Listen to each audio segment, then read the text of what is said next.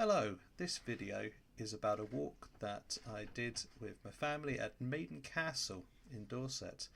Maiden Castle is a huge ancient Iron Age hill fort and was the main settlement for a tribe called the Durotriges. The Durotriges lived in Dorset and Hampshire just before the time of the Romans. It's the largest Iron Age hill fort in the whole country, and was probably the capital for the Durotriges.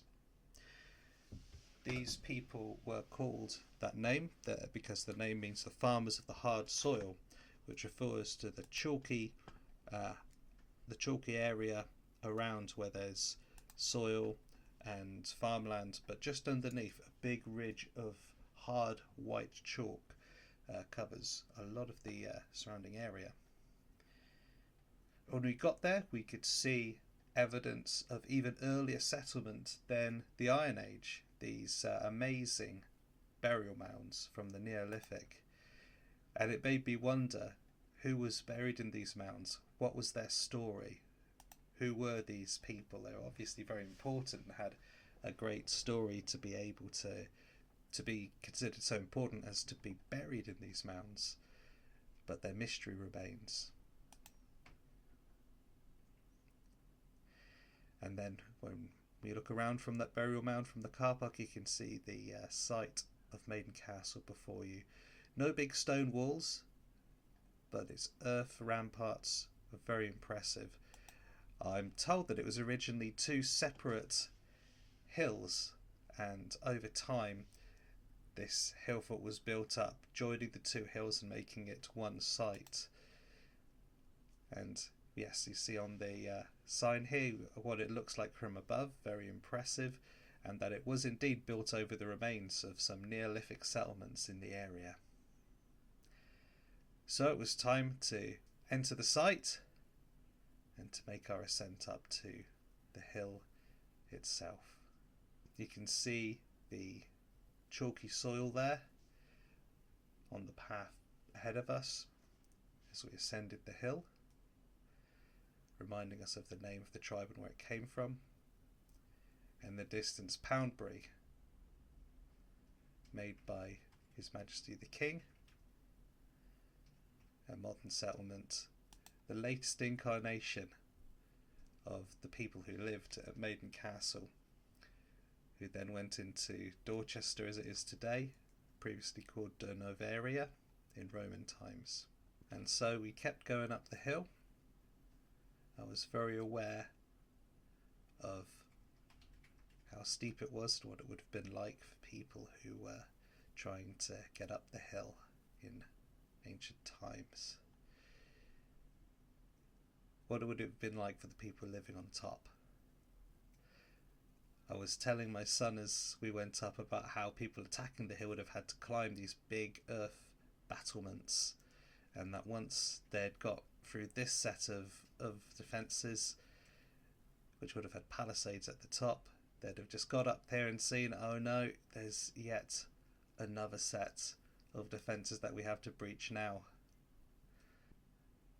And you can see here how steep some of these ramparts were, with that little white trail snaking its way precariously up the hill. And then you get to the top and it's all flat.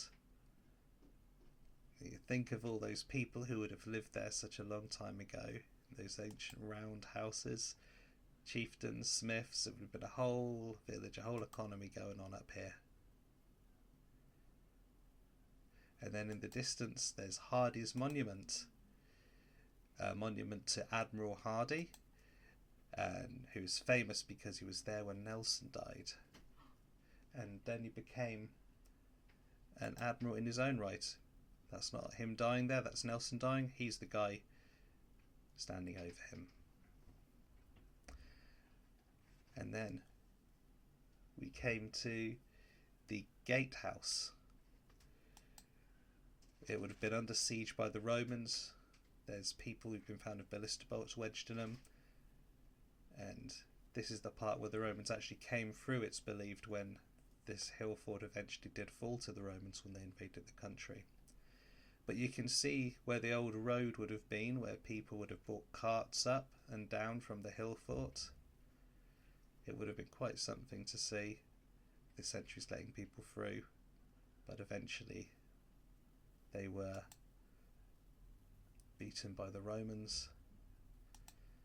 I was always told when I was growing up that they left the people who defended to sort of rot where they fell, but apparently that's not the case. The people who were found by this entrance, they were placed there and buried deliberately.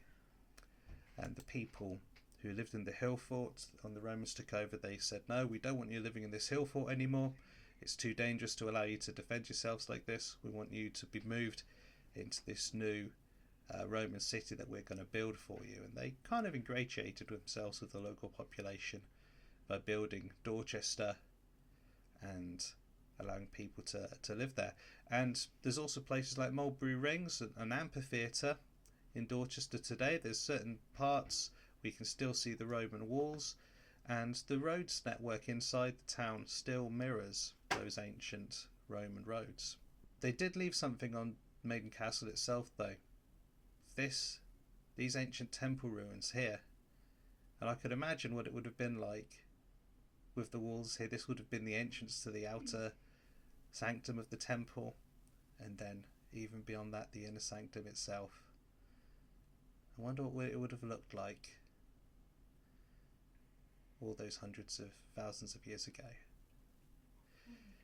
Here's a reconstruction of what they think it would have looked like. You can see the temple here, and just to the side the house where the priest would have lived. People would have come up from the town to give offerings at the temple.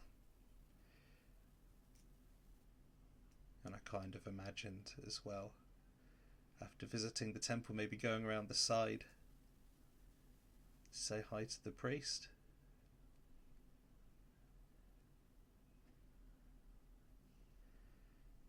Knocking on his door. Hello, Mr. Priest, how are you today? Going on in for a little chat and a cup of tea or whatever they had in those days. And the view from there today is fantastic.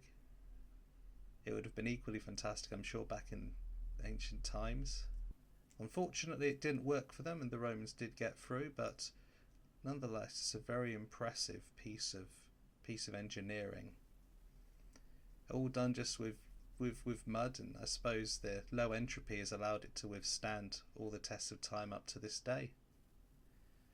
But before too long, it was time for us to leave Maiden Castle and return to the regular world and to our lives. But it was really nice to be able to go up there, really nice to be able to see all of the old places and all the natural surroundings. Good stuff. Thanks very much for watching. See you next time.